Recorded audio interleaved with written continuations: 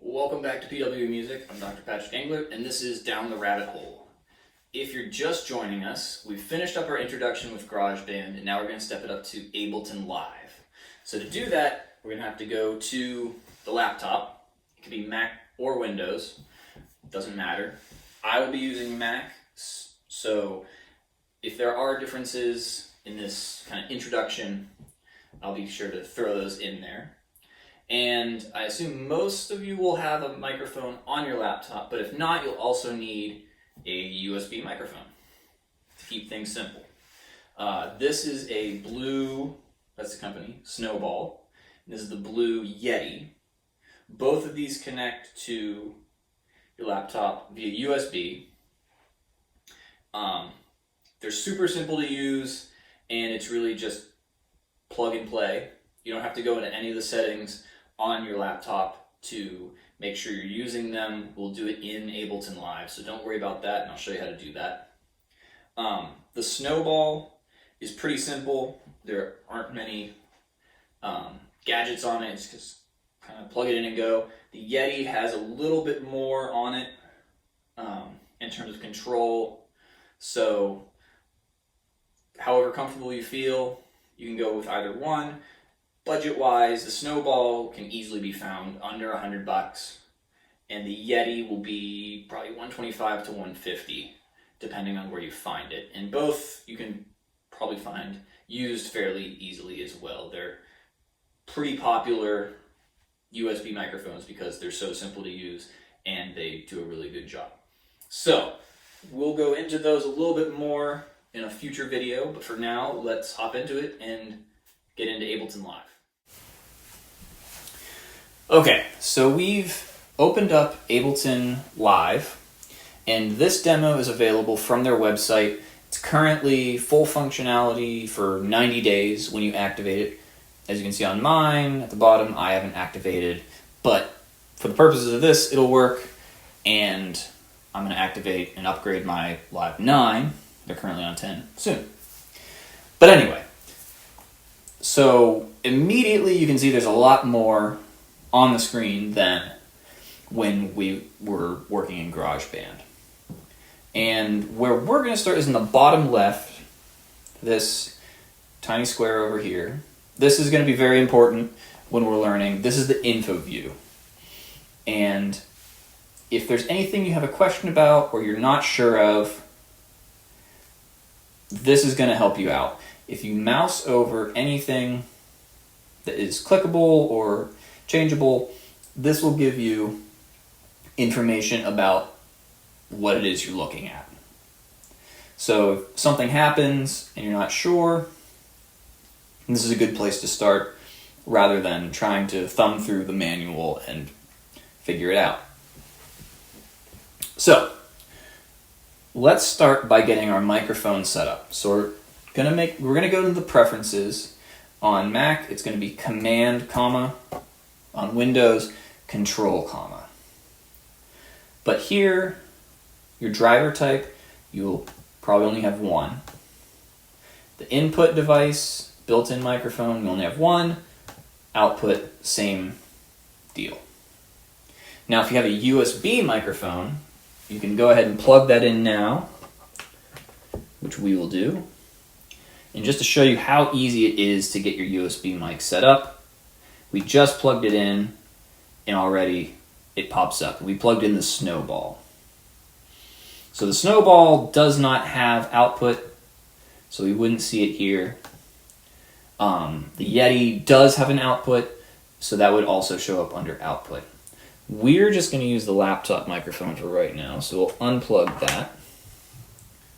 And you can see we're back to just the built-in microphone.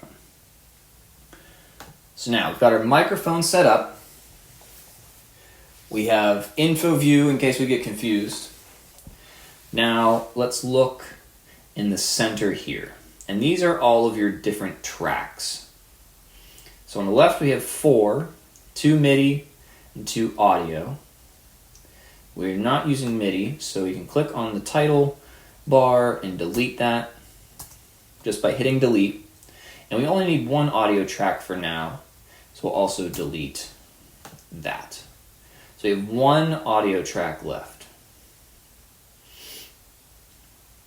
All the way on the right, we have this A and B, reverb and delay.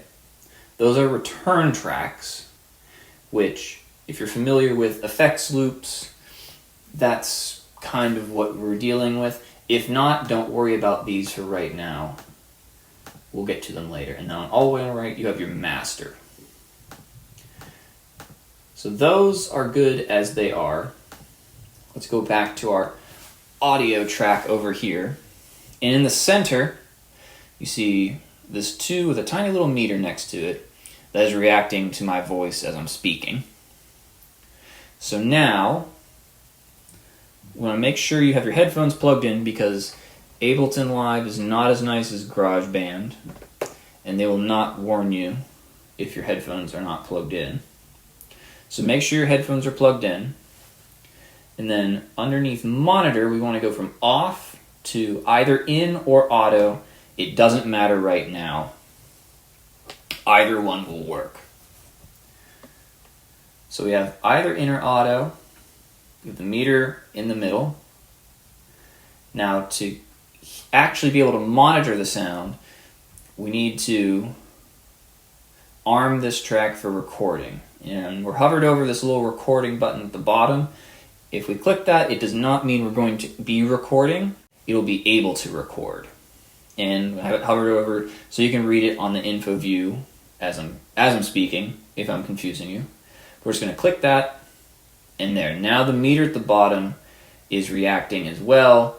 The master is additionally. And so if you put your headphones on, you'll be able to hear just your playing or your voice, whatever's happening, whatever the microphone is picking up. Now, to get us back to the same point we had in GarageBand, we want to add an effect to the track. And down here, you'll see a miniature version of the meter. You'll also say drop audio effects here. And this is your track information. Any effects you put on the track will show up here, as you'll see in a minute. And so we only have one track, so this will just be for this track. Now to add an effect, we're going to go to the left menu over here, which you can see below is the browser content pane.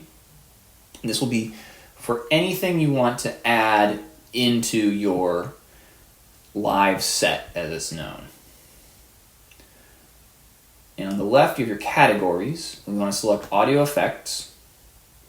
And that'll give you all these effects that you can add. And we will just add a chorus for now. So you're going to click on that and drag it down to the bottom and drop it in where it says drop audio effects here. And then you'll see the chorus effect for this track's information. So this track has a chorus on it now. And if you put your headphones on and play, you'll hear your sound going through this effect. So you'll have a chorus effect on your sound as you monitor it. Not all of these will give a noticeable change to your sound while you're playing. Some of them are just kind of studio effects to make your sound better, more professional. Others, you need to have the time going so that you'll hear it actually affect the sound. It may not do much just monitoring it, but we'll get into that later.